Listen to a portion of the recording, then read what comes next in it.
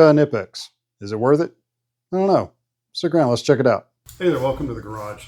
So I finally decided to crack the piggy bank open and spend the money for a pair of Knipex pliers wrenches. Wrench pliers, pliers wrench, I think is how they say it.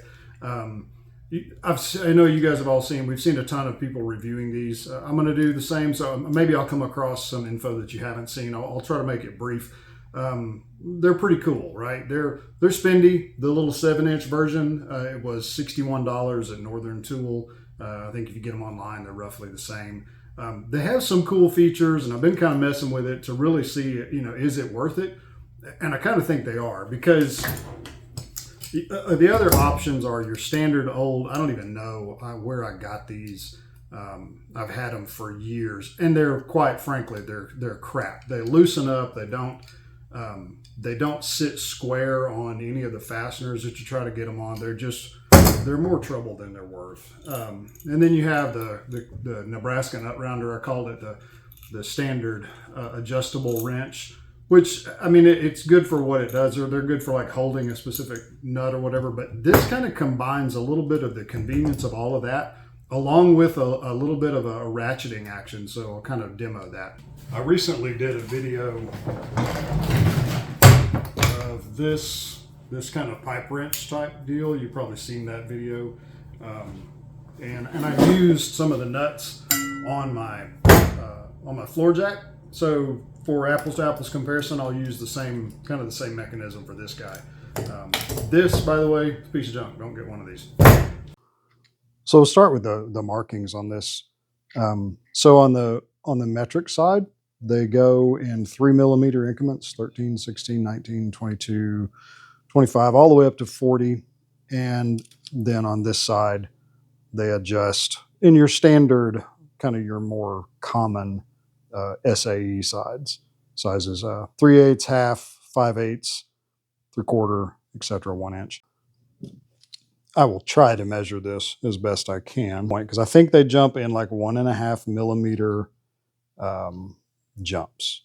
So the setting I'm on now is 14.1. Can you see that? 14.1 millimeters, 14.2 or 14 1/4. I am not the best at using a caliper. So 14.2 we'll say. So then if I take this guy and adjust it to the next step up, I think I got that. Then this goes to 16.8. So 14.2, 15.2, so 2.5, almost 3mm jumps. Like, I don't know, 2.7. I don't know. You do the math. You decide. They're fairly small increments. I don't know that there's an exact. You would indicate that they're 3mm jumps, but I don't know how accurate that is. So the adjustment increments really aren't that big of a deal, because you don't necessarily need to use it in the fully closed position. It's not necessary, because the jaws stay parallel no matter what angle your handles are. The other cool feature is that you do all of the work with this top lever. So as long as you're turning in the right direction, I can get this guy open up. There we go. It's a little open. All right, cool. As long as I'm turning in the right direction, I don't even have to use this bottom handle. And then when I go to adjust it, it'll automatically spring open. And when I put pressure, then it just adjusts itself. So I can do that just by hanging on to one side. So that's kind of cool. You cannot do that with a crescent wrench or a channel lock. This is the 7-inch version. I think they make a 10 and a 12. I could not find any of the other sizes. For my money, this guy could be a little longer. My problem is with the 10-inch, I'm guessing that this whole section here is going to be a little bit larger. So I guess if I had any complaint, it would be I'd like to have this exact wrench, as far as all of this mechanism, with just extending these handles just a little bit, because it just gives you a little bit more to hang on to. Other than that, I really like it. the spring mechanism that keeps this little push button in place, it's just this flat bar spring on this side, and it's serviceable to where I can take that off and replace it if I needed to.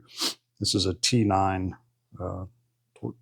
yeah, CR, it's a VT9, but I don't see this really failing unless this spring somehow gets damaged, or you probably want to keep an eye on that, make sure that stays tightened up. Not really sure what this knurled section here is for. I mean, I guess if you're working it one-handled like I was doing earlier, that you can hang on to that. Maybe that doesn't do me any good. For my money, I would like to see some knurling on that bottom. I just feel like that if I'm working on this, I'd like to be able to grip into that a little better. It's not a deal breaker, but I don't know, if I would have not taken the time to do that. I would have put some knurling there. That would have been cool.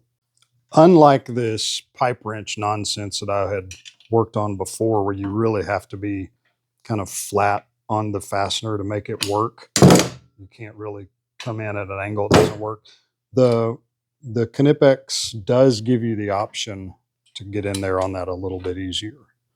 So you still have a little bit of extra meat around the area there that you have to kind of make room for, but it's certainly more convenient than, of course I'm fumbling with it, it's more convenient than that other wrench by far.